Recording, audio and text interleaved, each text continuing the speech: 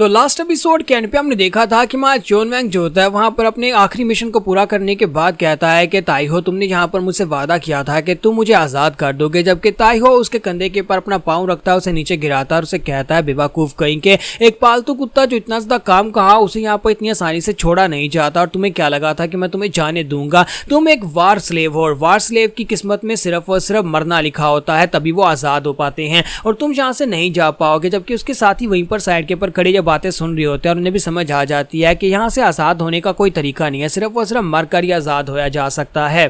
तो इसी के साथ ही ताइहो से कहता है कि कमीने कहीं कि तुम्हें क्या लगता है कि तुम एक कमाल के मार्शल मास्टर हो, इसी वजह से तुमने अभी तक जहां पर जंग में इतना खास किया है, तुम उस मार्शल आर्टिस्ट को मार पाए मेरी वजह से, क्योंकि ये मेरा आइडिया था कि तुम वहां पर मुर्दा बनकर पड़े रहोगे और जब वो वहां पर आएगा तुम पीछे से उसके ऊपर अटैक करोगे। सिर्फ और सिर्फ मेरी स्कीम्स की वजह से तुम इतने लोगों को मार पाए हो और तुम्हें लगता है कि मैं तुम्हें जाने दूंगा और तुम यहाँ पर इतने खास हो। तो हमारा जॉन वैंग उसे कहता है लेकिन तुमने वादा किया था कि तुम यहाँ पर से मुझे जाने दोगे, मुझे अपनी फैमिली के पास वापस जाना है। तो ताइहो से कहता है बेवकूफ कहीं कि मेरी बात को ध्यान से सुनो, मेरे बिना तुम यहाँ पर कुछ भी नहीं हो, अगर मैं यहाँ पर तुम्हें टैक्टिक्स नहीं बताता तो तुम कुछ भी नहीं उखाड़ पाते। तुम्हें क्या लगता है कि कोई ऐसा जो कि अपनी किस्मत का फैसला नहीं कर सकता, कोई ऐसा जिसे खुद यहाँ पर 2 वक्त की रोटी के लिए मेरे सामने गिड़गिड़ाना पड़ता है, वो यहाँ पर फैसला करेगा कैसे मार्शल आर्टिस्ट को मारना है। तुम तो कुछ भी नहीं हो, तुम्हारी औकात मेरे जूतों के नीचे की है जो इस वक्त है। तो इसी के साथ ही उसे कहता है कि एक वफादार कुत्ता जब ऑर्डर्स को फॉलो नहीं करता तो फिर उसे सबक सिखाया जाता है ताकि वो फिर से वफादारी करना शुरू कर दे,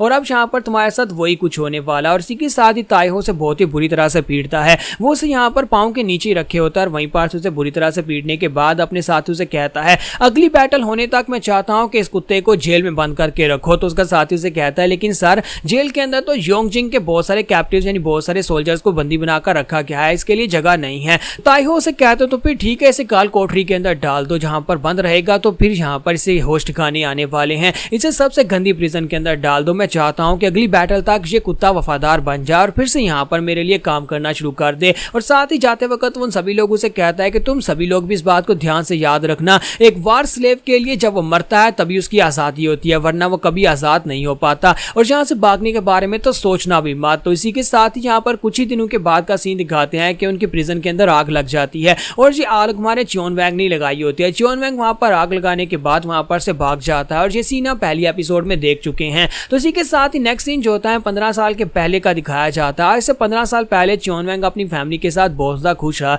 एक गांव के अंदर रहता था जहां पर उसके पेरेंट्स खेती बाड़ी किया करते थे और वो लोग एक काम से नॉर्मल जिंदगी गुजारा करते थे। उसका फादर जो था वो खेतों में काम कर रहा था, जबकि माँ जॉन वैंग साइड के ऊपर पेड़ के नीचे बैठा होता है और कुछ बना रहा होता है। तो फादर उसे कहता है कि बच्चे अगर हम लोग खेती बाड़ी नहीं करेंगे तो कल कुछ खा नहीं पाएंगे, जहां पर आओ और आकर मेरी मदद करवाओ। तो जॉन वैंग कहता है जरा फादर 1 मिनट रुको तो सही, मुझे यहाँ पर कुछ बनाने दो, मैं जॉन सिंह के लिए कुछ बना रहा हूँ। तो फादर उसे कहता है कि अच्छा ठीक है, तुम्हारा बाप यहाँ पर फैमिली को खिलाने के लिए इतनी मेहनत कर रहा है, तुम वहां पर बैठे बैठे बस खेल रहे हो, तुम्हें अब यहाँ पर जो बचपना छोड़ना होगा। जब किसी के साथ ही जॉन सिंह वहां पर पहुंच जाती है, दूर से चलाकर उसे कहती है बिग ब्रदर जॉन वैंग तुम यहाँ पर क्या कर रहे हो। जॉन सिंह उसे कहती है कि मुझे लगता है कि तुमने फादर के साथ आज काम किया, तो क्या तुमने बहुत सारी कैरेट्स और रेडिश को निकाला है। तो वो कहता है नहीं, मैंने खेतों में काम नहीं किया, बल्कि आज मैं यहाँ पर कुछ और किसी और चीज पर काम कर रहा था, देखो मैंने तुम्हारे लिए क्या बनाया है। तो उसने उसके लिए वहां पर घास के साथ और कपड़े के साथ एक गुड़िया बनाई होती है। वो उसे कहता है जॉन सिंह आज तुम्हारा 5वां जन्मदिन है और 5वें जन्मदिन पर मैंने तुम्हारे लिए ये गुड़िया बनाई है।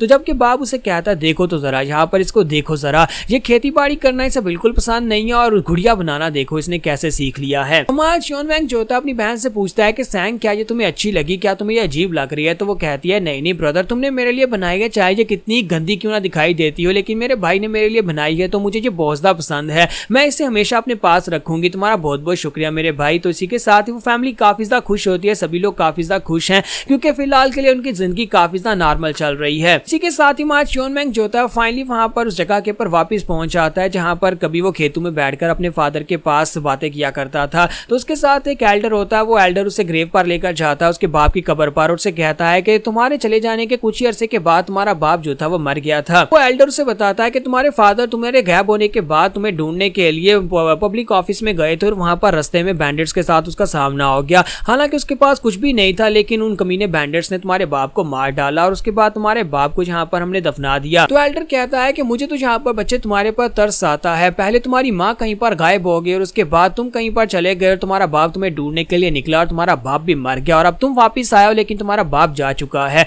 तो माँ च्योन वैंग थोड़ी देर के लिए वहां पर होता है, फिर साथ ही अपनी बहन के बारे में पूछता है कि एल्डर मुझे मेरी बहन के बारे में बताएं, मेरी बहन कहाँ पर है। तो एल्डर उसे कहता है कि तुम्हारी बहन भी तुम्हारे बाप को ढूंढने के लिए पब्लिक ऑफिस में गई थी, यानी कि तुम्हारा बाप उसे अपने साथ ही लेकर गया था। कहते हैं कि वो पब्लिक ऑफिस के बाहर ही थी और उसके बाद से वो भी कहीं पर गायब हो गई है। तुम वहीं पर जाकर उसके बारे में इंफॉर्मेशन गैदर कर सकते हो। तो च्योन वैंग सीधा वहां पर से पब्लिक ऑफिस में चला जाता है और बाजार में से होकर गुजर कर जाता है। तो बाजार में से होकर जाता है तो लोग वहां पर बातें कर रहे होते हैं कि वहां का एक लैंड लॉर्ड होता है जिसका नाम चियोन जियोंग होता है। वो कह रहे होता है कि आज यहाँ पर उसकी वैश्याएं बाहर निकलने वाली हैं और वो लोग आकर बाजार में ड्रिंक करेंगे। और साथ ही वो लोग कहते हैं कि वाकई में म्योंग वोल भी आएगी, क्योंकि वो एक बहुत ही खूबसूरत औरत है, तो वो सभी लोग उसे देखना चाहते हैं। तो हमारा च्योन वैंग उन सभी की बातें सुन रहा था, बाजार में से गुजरता हुआ सीधा पब्लिक ऑफिस पहुंचता है, वहां पर जाकर उन सोल्जर से बात करता है। तो सोल्जर से बताता है कि हाँ, तुम्हारी बहन 15 साल पहले जहाँ पर अपने बाप के साथ आई थी, तुम्हारा बाप जो था वो तुम्हें ढूंढने के लिए निकल पड़ा, वो उसे यहीं पर बिठाकर गया था,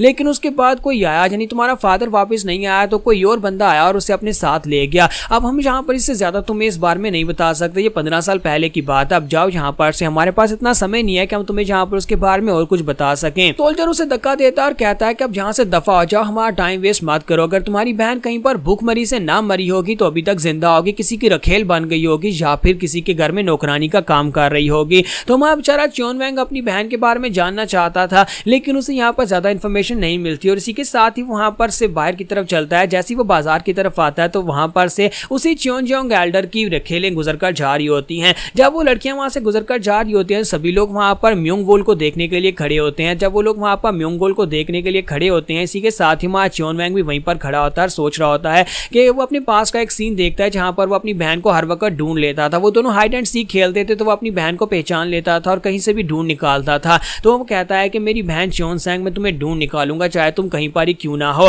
तो जैसे ही वहां पर म्योंग वोल गुजरती है, सभी लोग म्योंग वोल को देखकर शर्माना शुरू कर देते हैं, जबकि मां च्योन वैंग जैसे ही म्योंग वोल को देखता है, इसी के साथ ही हमारे च्योन वैंग को कुछ महसूस होता है। च्योन वैंग कहता है कि ये नहीं हो सकता, ये तो मेरी बहन च्योन सैंग है। तो इसी के साथ ही वो वहां से बाहर निकलता है, भीड़ के बीच से चिल्लाकर कहता है कि च्योन सैंग क्या ये तुम हो। तो वो च्योन सैंग का नाम पुकारता है, सभी लोग वहीं पर रुक जाते हैं और पीछे घूमकर देखते हैं कि कौन यहाँ पर ये नाम पुकार रहा है। तो म्योंग वोल जो होती है वो भी वहीं पर रुकती है, पीछे की तरफ घूमकर देखती है। तो हमारा च्योन वैंग उसे कहता है, च्योन सैंग जो मैं हूं, मैं तुम्हारा भाई च्योन वैंग हूं, क्या तुम मुझे पहचान नहीं पा रही। तो वहीं पर एक दूसरी वैश्या लड़की उसे कहती है कि म्योंग वोल, क्या तुम इस लड़के को पहचानती हो। तो इसी के साथ ही वो लड़की कहती है, घटिया, पता नहीं कौन है, मैं इसको नहीं जानती। और इसी के साथ ही वो लड़की म्योंग वोल जो होती है वहां से आगे बढ़ जाती है, जबकि हमारा च्योन वैंग जो होता है वो हैरान परेशान वहीं पर खड़ा रह जाता है और कहता है, ऐसा कैसे हो सकता है, मेरे दिल ने कहा कि यही मेरी बहन च्योन सैंग है, फिर उसने मुझे पहचानने से मना क्यों कर दिया। तो यहाँ पर हमारी एपिसोड 02 का एंड करेंगे और नेक्स्ट एपिसोड में देखेंगे क्या ये एपेक्स डू एक साथ इकट्ठी हो पाएगी या फिर नहीं। हाँ, है तो ये इसी की बहन, लेकिन उसने इसे पहचानने से इनकार क्यों कर दिया, ये हमें नेक्स्ट एपिसोड में पता चलेगा।